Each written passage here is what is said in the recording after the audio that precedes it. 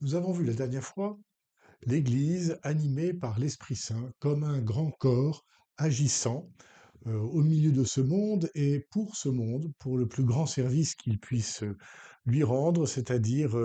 rendre présent le Christ et lui annoncer que le Christ est venu pour eux, pour l'ensemble de l'humanité, pour vivre une communion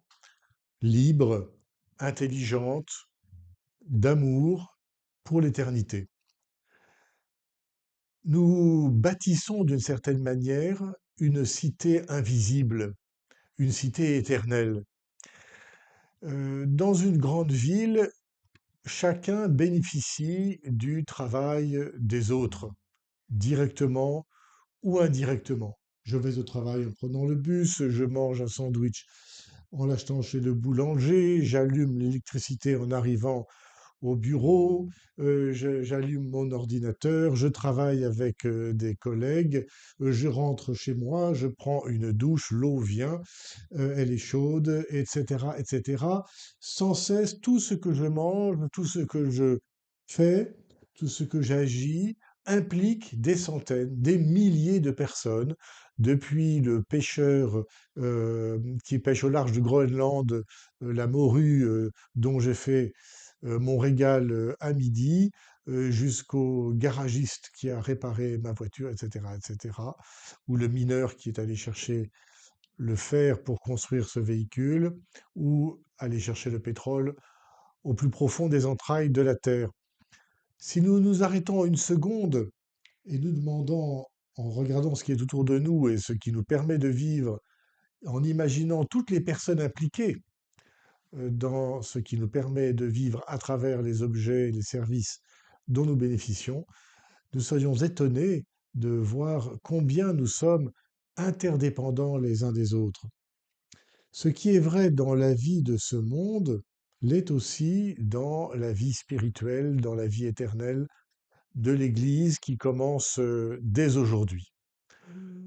Nous bénéficions les uns les autres de la foi des uns et des autres, de l'amour des uns et des autres et de son espérance. Cela est vrai pour les chrétiens, avec qui nous partageons la vie dans l'Église sur cette terre, et cela reste vrai pour tous les chrétiens qui nous ont précédés dans la foi. Là encore, nous pourrions nous arrêter un moment et faire mémoire de tous ceux que nous avons croisés dans notre vie chrétienne, depuis nos propres parents ou grands-parents ou parrains et marraines qui nous ont transmis parfois les rudiments de la prière ou de la connaissance du Christ et de son Église, depuis les catéchistes, l'ensemble des prêtres, des moines que j'ai pu croiser dans ma vie, ou l'exemple de chrétiens qui m'ont entraîné un jour quand j'étais étudiant aux Journées mondiales de la jeunesse, ou je ne sais encore telle ou telle figure dans ma jeunesse de chrétien qui m'a touché, m'a frappé, m'a encouragé par son rayonnement. D'une certaine manière, nous bâtissons une cité spirituelle à travers le travail interdépendant, le témoignage interdépendant,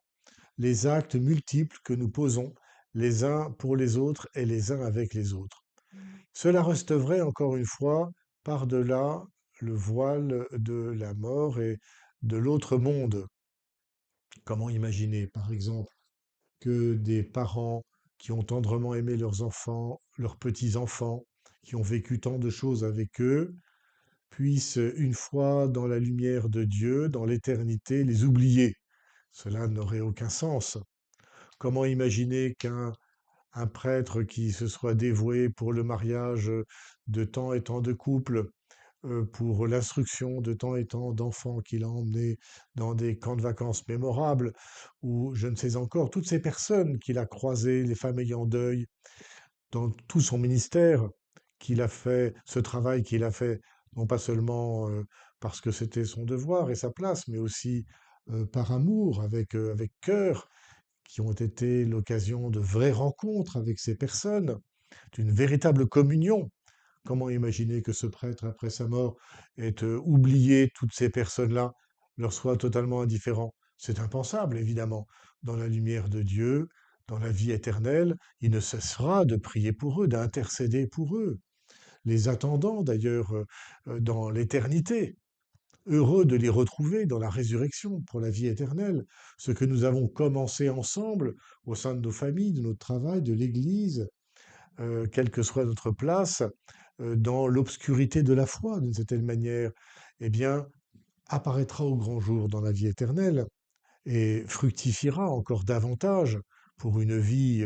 éternelle hyperactive dans la résurrection et dans la transfiguration de l'ensemble du cosmos. Nous comprenons bien que notre vie terrestre et notre vie commune terrestre, que l'on appelle,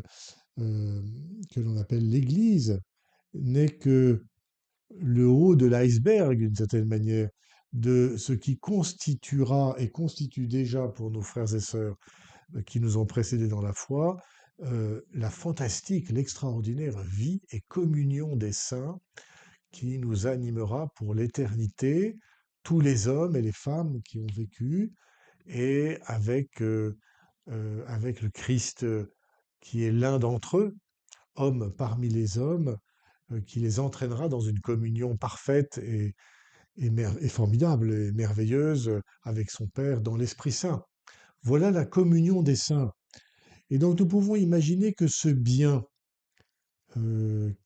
ce bien spirituel que nous bâtissons les uns et les autres, ce bien commun spirituel, nous appartient à tous, car notre vie spirituelle, notre vie humaine sont tellement imbriquées les unes dans les autres qu'il serait bien difficile de dire ce que j'ai fait là, ça ne m'appartient exclusivement. Je suis toujours très surpris comme prêtre de découvrir, parfois, rarement, mais parfois, que telle ou telle personne avait explicitement, clairement prié pour telle ou telle de mes actions, ou encore qu'une personne rencontrée à qui j'ai pu aider de faire un pas de plus dans la vie chrétienne était ce qu'elle était quand je l'ai rencontrée par le travail de quantité de personnes chrétiennes qui ont déjà témoigné auprès d'elle, lui ont déjà transmis la foi, de prêtres qui, bien avant moi, ont déjà fait tant de travail auprès d'eux. Et donc moi, je ne suis qu'un petit maillon dans la chaîne de cette vie. Et cela est vrai pour un prêtre, cela est vrai pour tous les chrétiens dans la rencontre avec les autres, de sorte que personne ne peut se revendiquer propriétaire de telle ou telle action au nom du Christ, évidemment, ou de tel ou tel bienfait sur telle ou telle personne, ou de telle ou telle paternité sur telle ou telle personne. C'est grotesque et dangereux d'ailleurs. Non, nous sommes tous participants à un bien commun, qui est cette communion de l'Église et du bien que nous pouvons nous transmettre ainsi par l'action et la prière, par-delà le voile de l'éternité, parce que cela reste vrai pour tous ces saints et ces saintes et tous ceux qui nous ont précédés dans la foi et qui nous communiquent euh, leurs biens, tout ce qu'ils ont pu faire, ils peuvent nous les donner d'une certaine manière, comme nous nous le sommes donnés dans notre vie sur la terre en vue de l'éternité.